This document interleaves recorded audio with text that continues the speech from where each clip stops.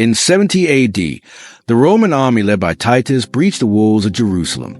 Immense destruction and slaughter followed.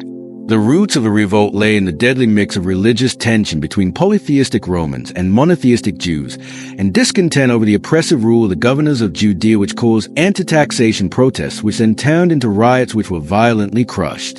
The Roman governor arrested several leading Jewish figures and seized money from the Second Temple, the most important temple in the Jewish world, built around 516 BC to replace Solomon's temple.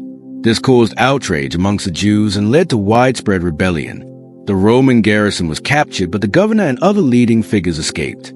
The governor of Syria, Cestius Gallus, took the 12 legion and auxiliaries into Judea to crush the rebellion, but the force was massacred at the Battle of Beth Horon in AD 66, when estimated 6,000 Romans dying. A provisional government was formed with a Jewish military led by Flavius Josephus, an important historical source for the conflict.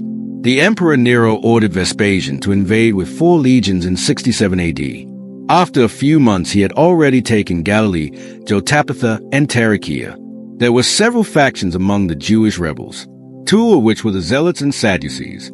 After the loss of Galilee, thousands of Zealots and other Jews fled to Jerusalem, where they came into conflict with the Sadducees. In 69 AD, Vespasian was declared emperor and left for Rome. He left his son Titus to besiege Jerusalem. During the 7-month siege, infighting between the Zealots and Sadducees resulted in the city's food supply being burned, leaving the defenders with no real hope of victory. In July of 70 AD, after a brutal 7-month siege, the Romans breached the walls and poured into the city. It is recorded that all the defenders were killed. Josephus wrote of great number of deaths and that the Romans enslaved 97,000. Titus decided that the temple would, at least, be spared. Josephus claims that it was the Jews who first used fire to halt the Roman progress through the city, and only then did the Romans themselves burn the city.